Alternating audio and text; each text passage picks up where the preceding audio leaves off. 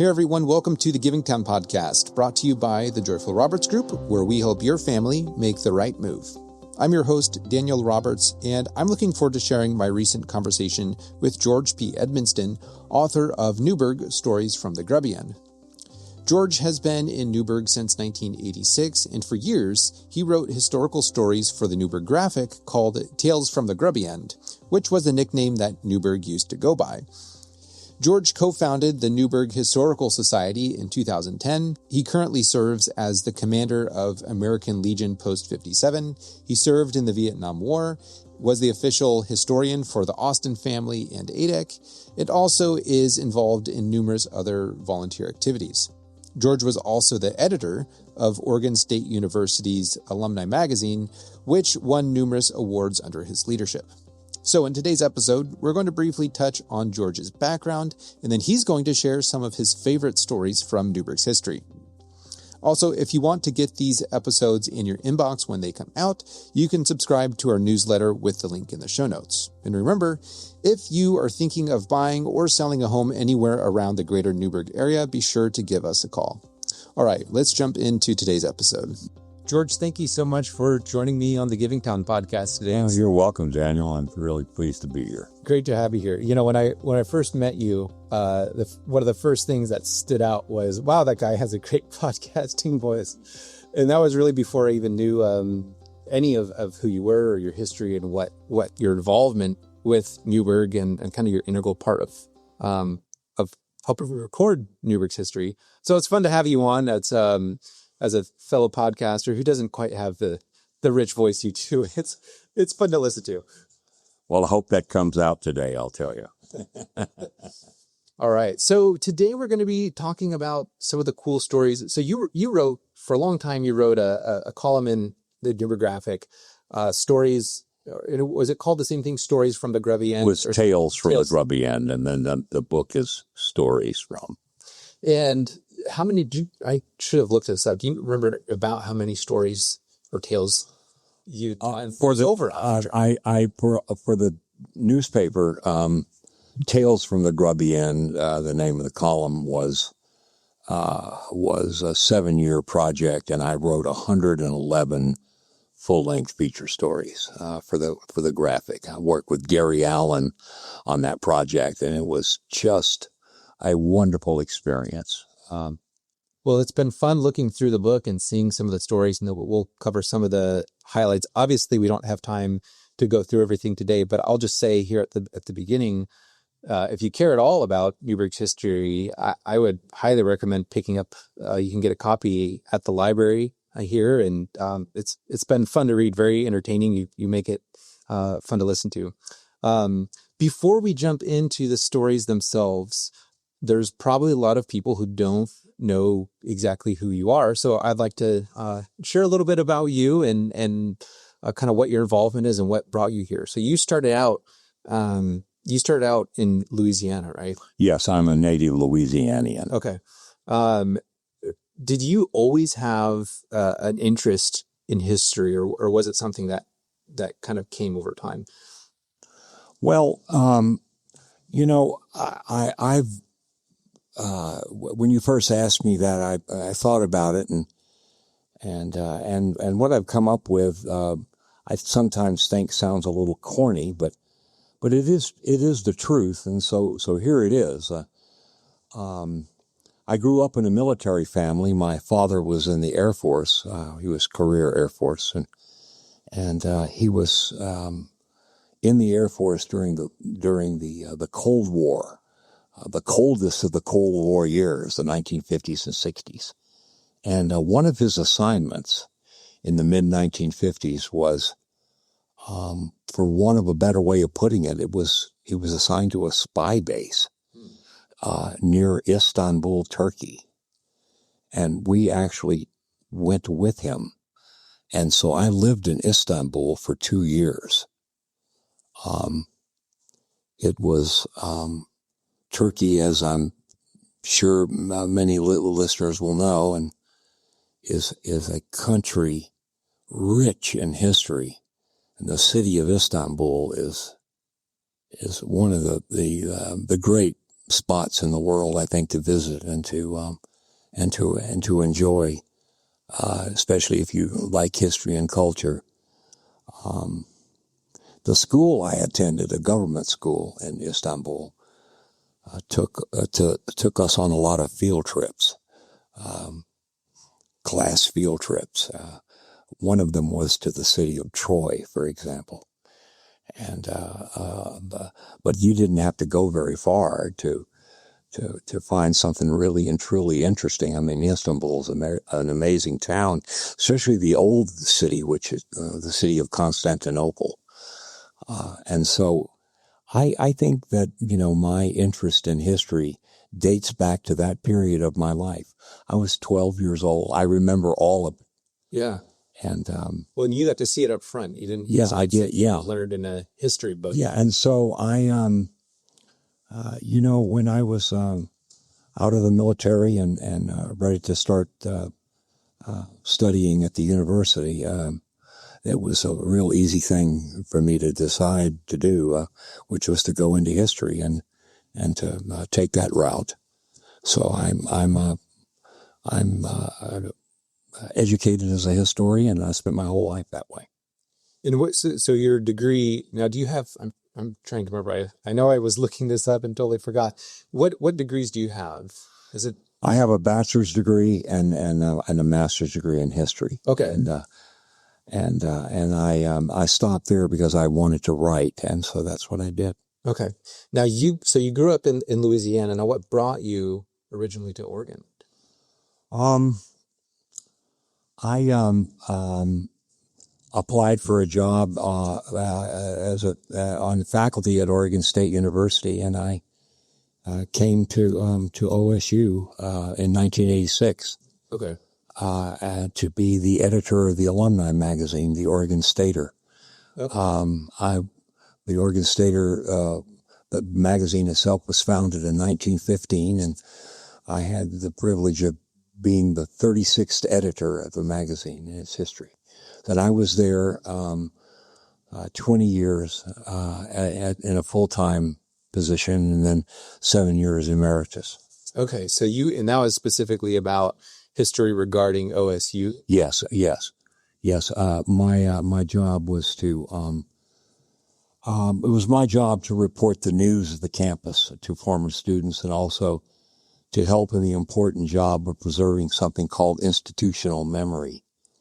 In other words, the history, traditions, culture, important achievements of the university and its students, past and present. Institutional memory, those are things you don't want to lose. Yeah.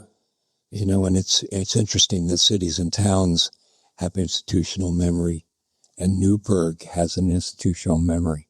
It's interesting, just even that phrase, institutional memory, because there's the stories and there's the history. And I kind of had the same feeling in a way when starting this podcast. There's stories of the good things people have done. Yeah. It might not all necessarily be newsworthy, but I think it's worth keeping a record of and sharing amazing stories. And I wish there were more people. I mean, there's so many things from the different vineyards that have started, and I bet the dental history. I think there's a lot of interesting things about Newberg. So, you mentioned before when we were talking that you also had you did marketing and you did radio as right, like a marketing agency. Yes.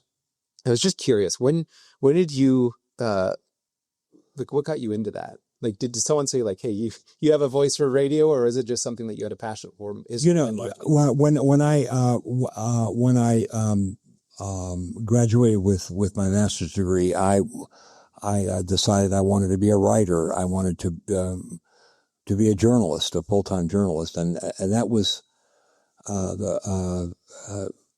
right away an opportunity to be a copywriter, to be a writer-producer for an advertising agency, entered into my life, and I jumped at it. It was just a chance for me to write and be paid for my words. Okay. And that's exactly what I did. And I worked for an advertising agency and specialized in political campaigns. And then had some money to invest, so I actually invested in my own advertising agency. I wasn't the sole owner of the agency, but I did enter into a partnership with several other people, so I had a chance to have that experience. I did radio and television commercials, and some of the scripts that I wrote for clients, I actually provided the voice for them. Yeah, that's fun. No, and that was just a quick aside, but there's few people who, I'm around it all the time. So I listen to podcasts, and it's fun. If James Earl Jones was here. So anyway, all right. So that was at OSU, and then ultimately, you ended up coming to Newberg. So what was the timeline of that? Did you come from OSU to Newberg, or did you go back to Louisiana and then? No, I moved here in '86, and I've been here since. Oregon is definitely my home. I absolutely love it here, and I love living in Newberg.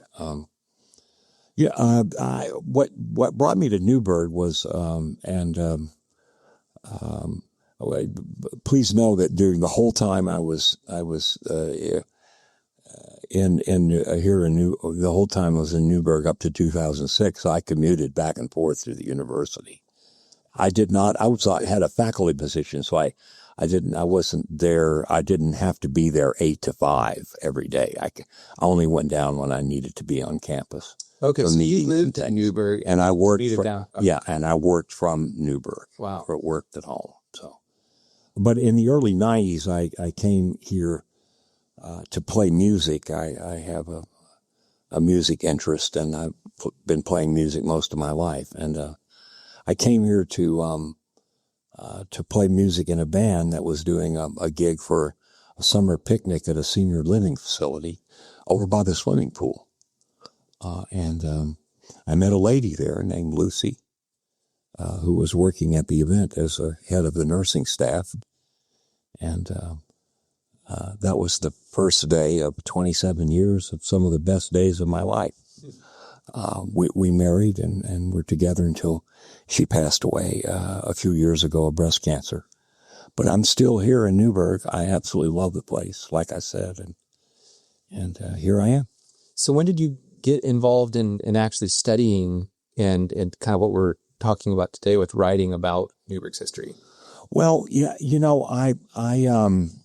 I brought that interest, that fascination with me because I had done a local history at home in Baton Rouge, Louisiana, and then for the first 5 or 6 years of my residency here in Oregon, I wrote for newspapers in the Mid-Valley.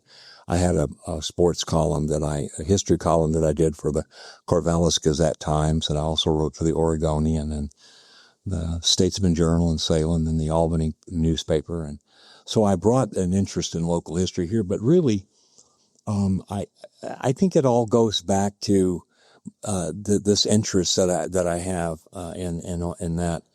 I think a lot of us, especially if you're older like I am, you kind of date yourself if you remember this, but there was a time when hotels and motels provided phone books in the rooms.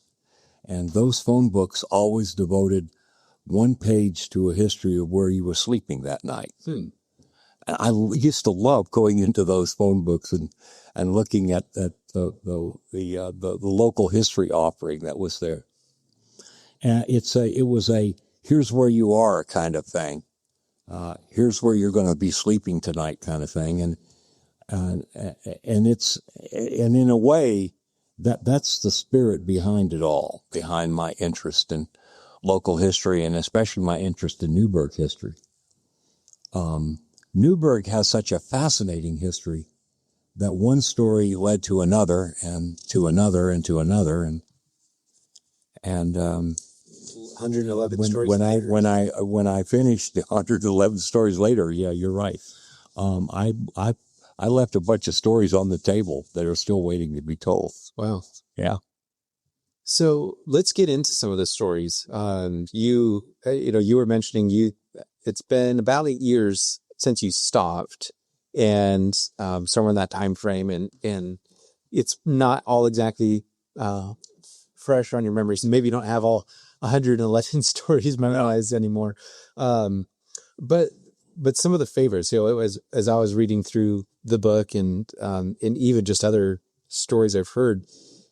Newberg is a small town, but it has a very rich history. So we were talking the other day, and you were telling me about how some of these things really put Newberg on the map. So yeah, so let's go ahead and get started.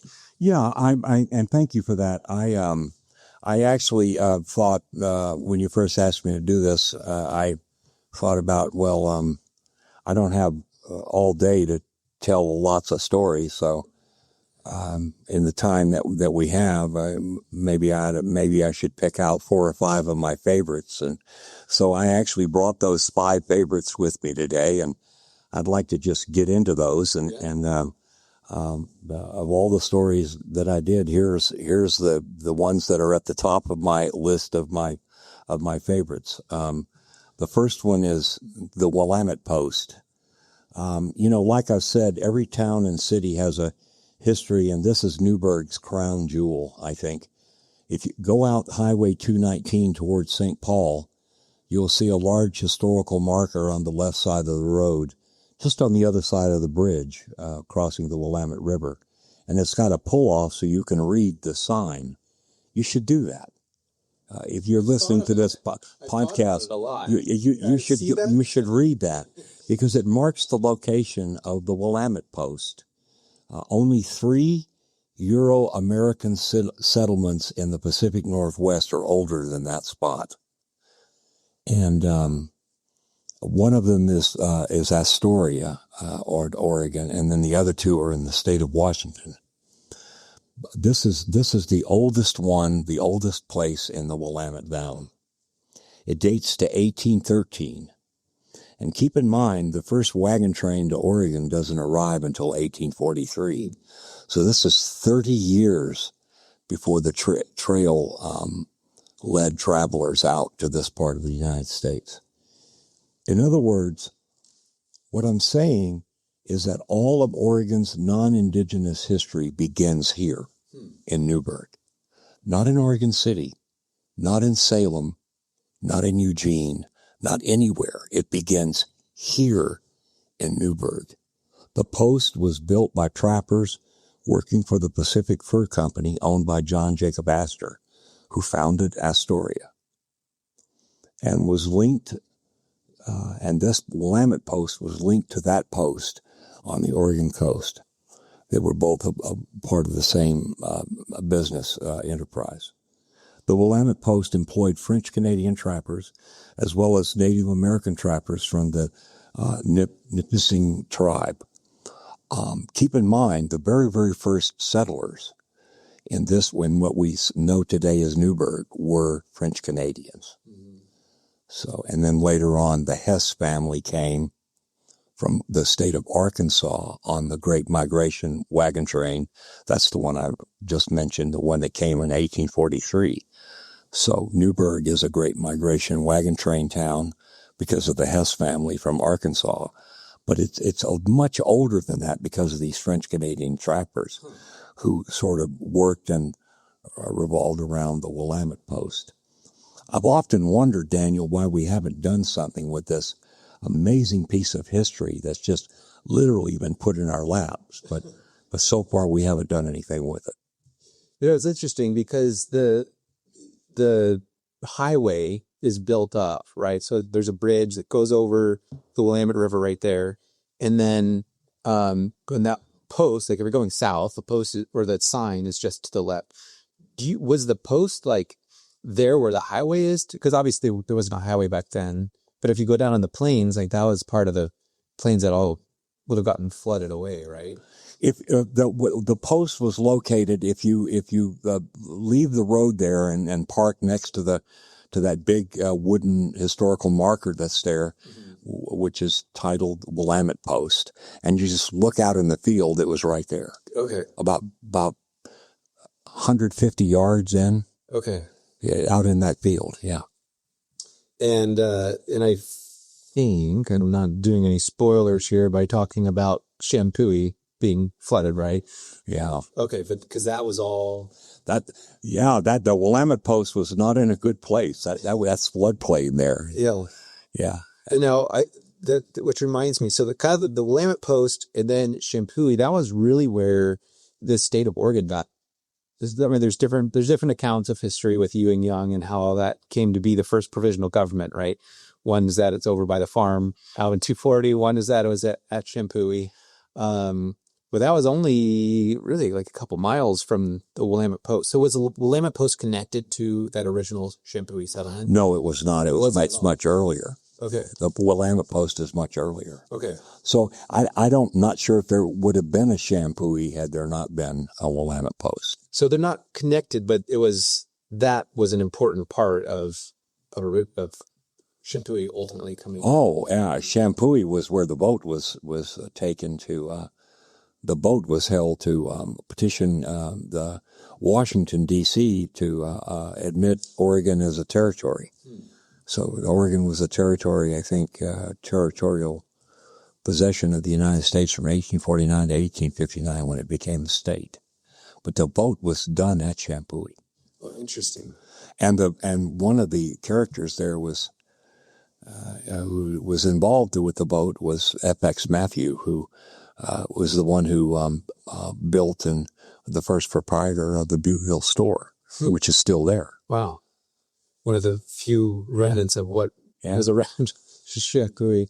That's this is kind of a total aside, but it makes me wonder the native population, the indigenous people there, when because I'm sure they'd seen floods, because there was a flood in the 1800s. There's another flood. It might have been the one in between 97 and that one, but I'm sure they were aware that there's a reason we don't settle there. I wonder. It's very sad, obviously, that the whole city got washed away, but it makes me think of where people build in other parts of the country where we got hurricanes and flooding all the time. Yeah. Are we just tempting fate? But that's a whole other podcast, I'm sure. Well, let's go to another really truly amazing story that was just a delight to research at the time I was working on this piece. If you drive down north on Meridian Street, Meridian Street is the main road that goes right by Woodmore Hall at the George Fox University campus. The first house you come to on the right was the home of Alex Schomburg. And Alex Schomburg was an icon in the world of comic book illustrators. Still is. His artwork is highly collectible and very expensive if you can find some of his original drawings. But Alex Schomburg, his work was found on the covers of all the top comic books in the United States from the 1940s and 1950s, including Marvel Comics, Wonder Comics, and 2 or 3 other titles I didn't make notes of for my presentation here. And his figures, his illustrations included some characters, comic book characters. Some of the listeners might remember the Human Torch, the Submariner, the Fighting Yank, but everyone remembers his most famous character, which was Captain America. So we had the illustrator for Captain America living here in Newberg, and he lived here a long, long time. Stan Lee, the editor-in-chief of Marvel Comics, who was at his time as the editor-in-chief of that publication, was at the top of the comic book world, once called Alex Schomburg. He says, Alex is to comics what Norman Rockwell was to the Saturday Evening Post. That's quite high praise, I'll tell you. Wow. Yeah. That's quite the claim to fame. Yes. I should have called him Captain Newberg as a name. Another Another fascinating story. I list in my book stories of from the Grubby End as the death comes to the Van Valens, and I think this story centers around Ralph Waldo Van Balen and his wife Minnie. And in the 1950s, very few Newberg citizens living here were better known than these two. They lived in a large house you can still see at 310 North College Street, and you can see it. It's really close to downtown. Ralph was a local dentist. His office was on the second floor of the Union Block building in downtown Newberg. The Union Block building is still there. It's where the Colwell bankers have their downtown office. Ralph was a pioneer in the use of x-rays in dentistry, and he would travel around the United States doing workshops for other dentists on how to use x-rays in their dental practices. Minnie was a historian and one of the best-known genealogists in Yamhill County. They had lived in Newberg since 1916, and they were coming home from a family reunion in Pennsylvania on November the 1st, 1955. And for the last leg of their flight, they boarded an airplane in Denver, Colorado, Flight 629, to fly back to Portland. What no one knew was that in the luggage compartment of that plane, a suitcase filled with dynamite was sitting there waiting with a timed fuse, and when they were about 7 miles out from Denver, it exploded and killed everyone in the airplane, including the Van Balens. Wow. Now, what's interesting about this, the dynamite had been put there by the son of a lady who was a passenger on the plane, and he was killing his mother to collect her insurance money. The insurance money her death would bring. Life magazine in 1955 did a cover story on this disaster, and the Van Balens are pictured in that cover story in Life magazine. And Life magazine said in their coverage of that plane crash or that explosion that it was the worst mass murder case in American history. Wow. So the Van Valens from Newberg were a part of that story, sadly. Newberg doesn't have the best history when it comes to planes. Yeah. So, well, yeah, that's why we don't do insurance fraud, because that didn't work out for that guy, I'm sure. It only took the FBI, I think, 13 days to get him to admit that he had done that. Well, because didn't he just increase? I was thinking I read that he had just increased the policy or something. Something like that. Yeah. It was. I wonder how he thought he could get away with that. I have no idea. I guess if you're demented and put a stick of dynamite on the plane, it's that's fascinating. Daniel, I'm a big baseball fan, and this next story here that I want to share has to do with Billy Sullivan, and I want to dedicate this to the current Seattle Mariners, who are doing quite well in the playoffs, Major League Baseball. They win a couple more games in the series they're in right now with the Toronto Blue Jays. They're going to be in the World Series, so we may have a World Series champion here at some point, but. Here's a local baseball story that I think folks will really appreciate, especially those who know a little bit about the history of Major League Baseball. From 1917 until his death in 1965, Newberg was the home of Billy Sullivan, who was the catcher of the world champion 1906 Chicago White Sox baseball team, which is known to historians and baseball fanatics as the Hitless Wonders, because they won the World Series that year with the lowest batting average in the American League. Sullivan lived on a 20-acre filbert farm he called the Home Plate Orchard, and it was at the corner of Sullivan Lane and North Valley Road, 4 miles out of Newberg, in what's called the West Chehalem Valley. His house is still there. If anyone wants to drive out there, again, the location is Sullivan Lane at the corner of Sullivan Lane and North Valley Road. That's just about 4 miles out of Newberg. Now, is that still called Home Plate Orchard? No, it's not, but it was during his lifetime. Okay. Billy Sullivan is the catcher in Major League Baseball who helped invent the chest protectors that catchers use to keep the ball from hitting them, above the waist and doing serious damage. Yeah, those chest protectors are pretty important pieces of equipment.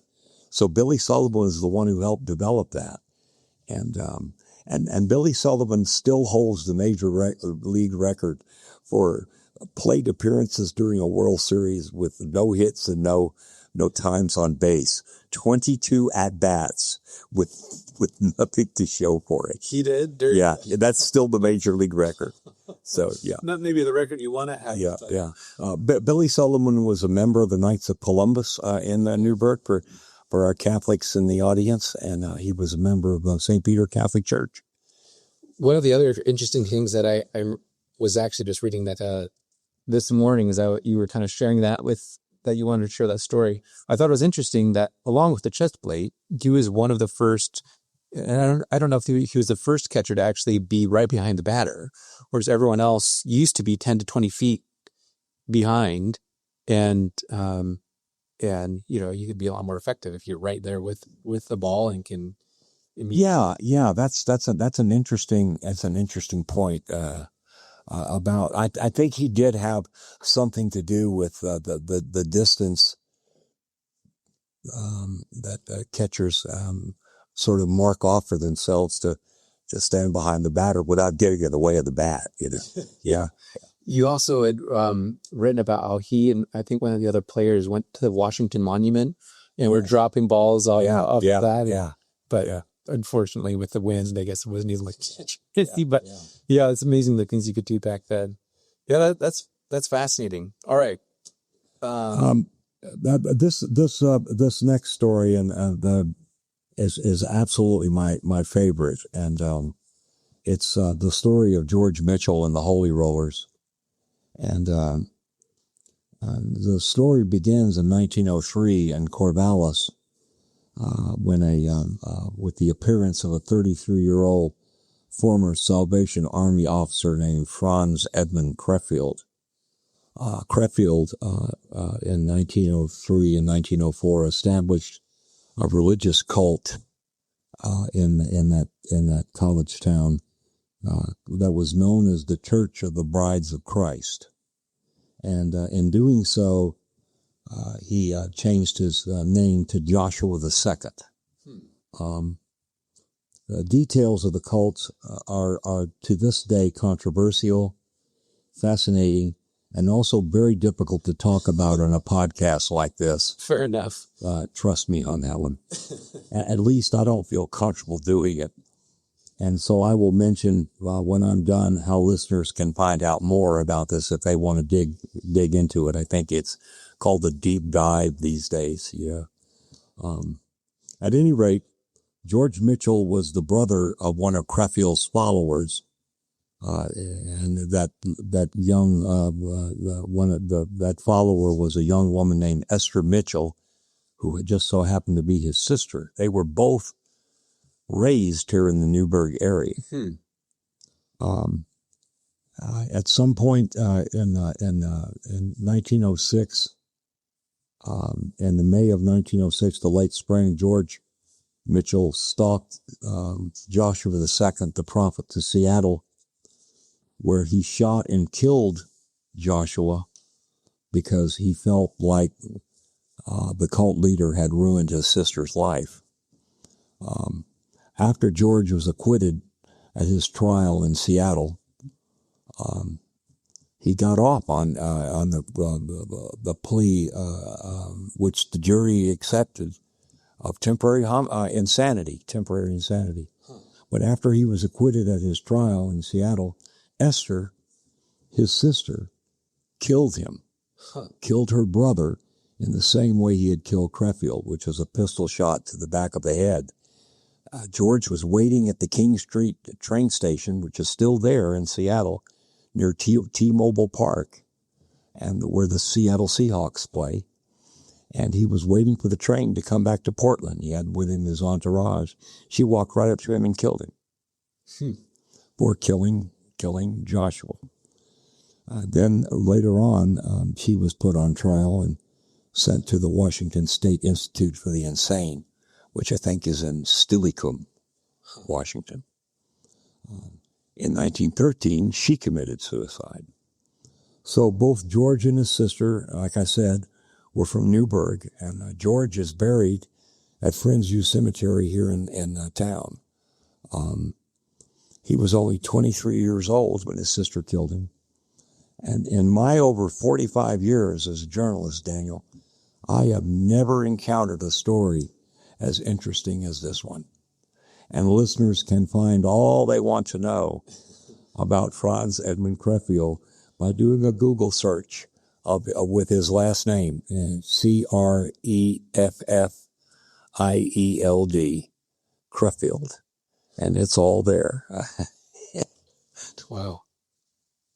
Well, thanks for sharing those stories. I mean, and to me, they were, all kind of equally fascinating. Now, there's not all 111 here in this. No, what I did for the book, Daniel, was I went through the collection of stories, and I picked out 65 of my favorites, and I put those in the book. Yeah, they're fascinating. I mean, I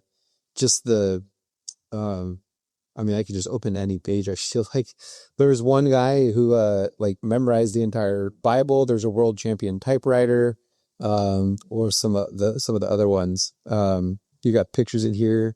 Just the importance of Highway 9. Oh, I wanted to actually. I don't know if you remember any of that. The importance of Highway 99. Do you remember off the top of your head any of that? The significance that you'd written about? I told you I wouldn't get into. What fascinates me even to this day about Highway 99 is that it's our answer to Route 66. Highway 99 travels from one end of the West Coast to the other, and it's along Highway 99. That's the America our grandparents and our great grandparents. If you're from the Pacific Northwest, that's the highway along which our grandparents and our great grandparents grew up. I mean, it was how we went from one place to another on the West Coast. It is the most significant highway that we have in this part of the United States. Wow. And I even to this day, I love taking road trips along Old 99 and to see what's left of the old road culture, the signage, the motels, the homes, the farmsteads that used to be along that road. And a lot of old 99 still exist and has not been, it's been bypassed, but yeah, you can leave what today is Highway 99 and travel the original 99, the original routes. There's some real nice sections between, say Monmouth and Corvallis. Okay. There's some remnants around Newberg, just to the west of town, near the Dairy Queen, and for example, and out near the Stoller Winery, there's some remnants out there of the original 99. Huh. I love traveling the old road. Did 99 go up into Washington? Yes. So which all the way to Seattle was it? So now it must be either I-5 or 205. I'm guessing I-5. Was that where? Well, I-5 is the bypass. Okay. So because there must have been a bridge then that connected across the Columbia. Yeah. Yes. They must have torn that down. Yeah. Well, the the 99 bridge was the old that's the I-5 bridge, I think. Oh, it is. Okay. Yeah. Yeah. There's so much history that I have no clue about either. All the bridges in the state were I hate to say this, Duck fans, but the bridges in the state were all built by Oregon State engineers and engineering. Ivan Merchant and Con Balca McCullough and others built all these bridges. So I think that there was the Ivan Merchant Bridge. He built the Fremont Bridge and the I-5 bridge across the Columbia into Vancouver, into downtown Vancouver. All those bridges were those are the bridges that 99 went over to get across the river. Well, you remember more than you said you did. Well, George, appreciate you sharing this story. It's fun to listen to, and it's fun to pick up a copy of the book and read just about some of the cool things. We didn't even get to ADEC, which is they are a huge part of the original. Was Benny the Beaver? Was it? Ken Austin, co-founder of ADEC, was the original Benny Beaver. And birthplace. I'm just going to read some of the things from the back here. Obviously, for people know the Hoover House, the boyhood home of U.S. President Herbert Hoover. The ADEP, which is the world's largest manufacturer of dental equipment. I didn't realize George Fox was one of only 3 Quaker universities in the U.S. Mm-hmm. And birthplace of the engineer who co-invented the heart valve. I think that was in the graphic actually not too long ago. But yeah, fascinating town. It's fun to be a part of a town that has such a rich history. Appreciate you putting together those stories those years ago, and appreciate you coming today and sharing them again. Yeah, the co-inventor of the heart valve. There's something else that your listeners I think would like to know about this person who was Miles Lowell Edwards. Edwards is buried at Friendsview Cemetery also, but Miles Lowell Edwards was one of the world's leading pump engineers. And it was Miles Lowell Edwards in the 1930s who led the team of engineers that solved the problem of gasoline pumps going into vapor lock at high altitude. He is the pump engineer who helped solve that problem, which allowed planes to fly higher and higher and higher and higher. So today, if you're in an airplane that's flying at 40,000 feet or 45,000 feet, you can thank Newberg's Miles Lowell Edwards for coming up with the science and the engineering that allows your plane to fly that high. Because in the old days they couldn't go up there. Wow. Yeah. Huh. Well, thank you, George. Yeah. Appreciate it. Thank you, Dan. Yeah, this has been a lot of fun, and I always appreciate the opportunity to talk about the rich history of Newberg. Absolutely. And again, what we didn't even get to is why was Newberg called the Grubby End? Well, I get asked that question a lot, and it's a really good question. And it's when I started researching the early history of Newberg, using the Newberg Graphic to do so, because we have copies of the graphic available to us that go all the way back to the beginning. The reference to this easternmost section of Yamhill County, the reference to this as the Grubby End, appears again and again and again and again and again. And I ran across it so much that I just decided, there's a piece of institutional memory here that's been lost, because people living here used to refer to this as the Grubby End. And the reason for that is that it's the other side of the river, the St. Paul side of the river, that's the floodplain, and that has the richest soil for row crops. Okay. It was the Quakers who came here in the 1870s who established once and for all the agricultural model that works for up here on this ground where the city of Newberg was built. This is not floodplain. The soil is not as good It's kind of grubby, if you will. Huh. But it's good for orchard crops. It's good for like filberts, Yeah. peaches, And wine would black walnuts. maybe they wouldn't have appreciated the. Well, but you know, the wine happens up a little higher. That's true. Yeah, the best wine here, I think, is grown in the Dundee Red Hills up about 700 feet, where the vines have to struggle a little bit. Yeah. At least that's what I've been told by the winemakers here. No, it's fascinating. I'm glad we got to that because I almost forgot. But what I was going to say is I encourage anyone listening to pick up a copy of Stories from the Grubby End. The name just kind of sounds like, what's that about? But knowing why it was called that and even that was what it was referred to is in itself. And you know, and that points to the very thing that I said in the beginning, and that was, you know, my job was, and I guess with this podcast continues to be, wanting us to remember certain things. Mm-hmm.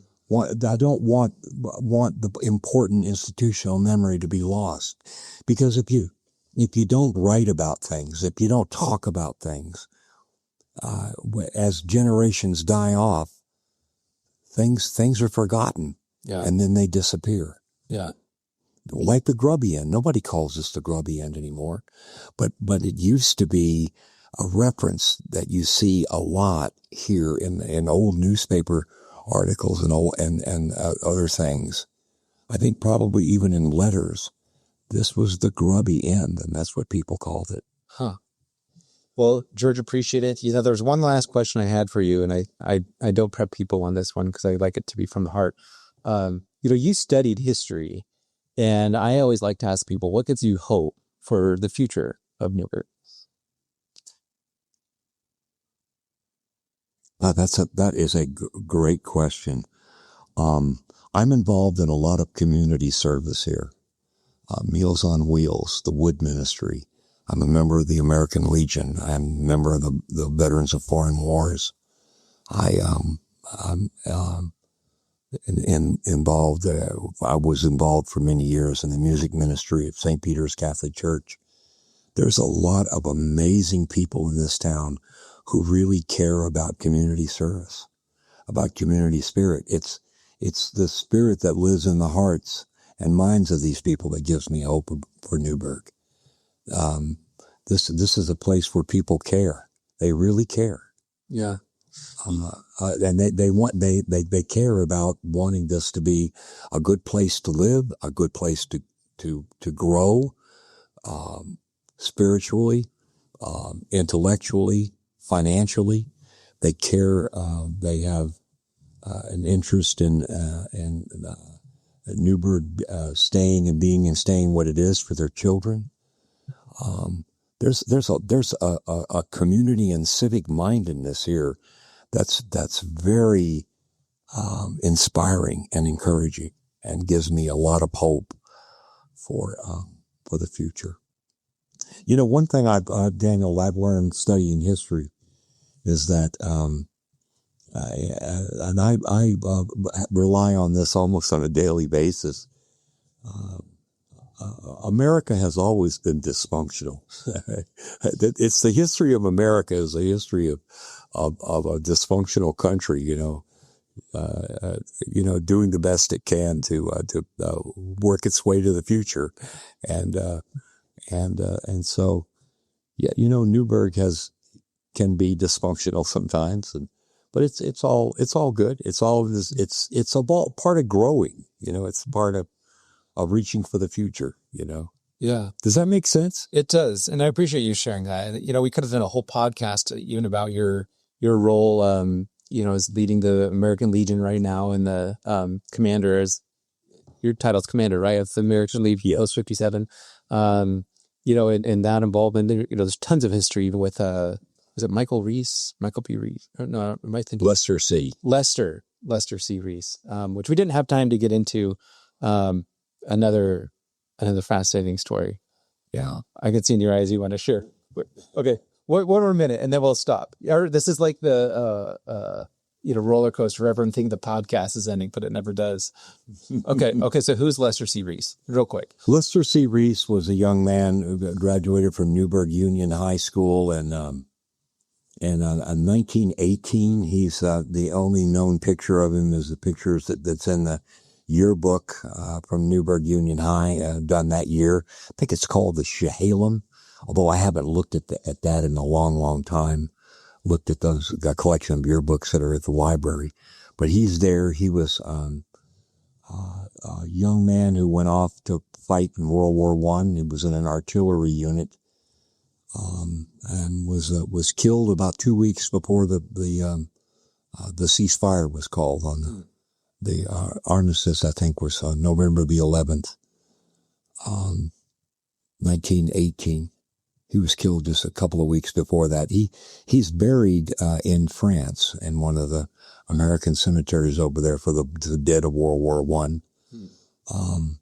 The BFW here is named for George Wright, and George Wright was killed in the North Africa campaign early in World War II.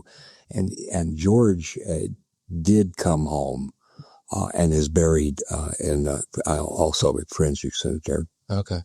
There's so much more we could go into. I'll just sum up with, you guys do a lot of amazing work for veterans. If you're a veteran listening to this, you're probably already aware of the American Legion, but don't say VFW. I meant what I said. American Legion does a lot of great work. VFW does too, but thank you for all that you do. Thanks for being on today, and we'll wrap it up with that. Okay. Daniel, thank you. I hope you enjoyed this episode of the Giving Town podcast. Our mission with this podcast is to provide hope and inspiration to our community by sharing the stories of the amazing leaders here. This podcast is brought to you by my real estate team, the Joyful Roberts Group. And whether you're looking to buy or sell your home anywhere around Newberg and beyond, we would love to serve you. Also, don't forget to subscribe to our newsletter with the link in the show notes, and I'll catch you in the next episode.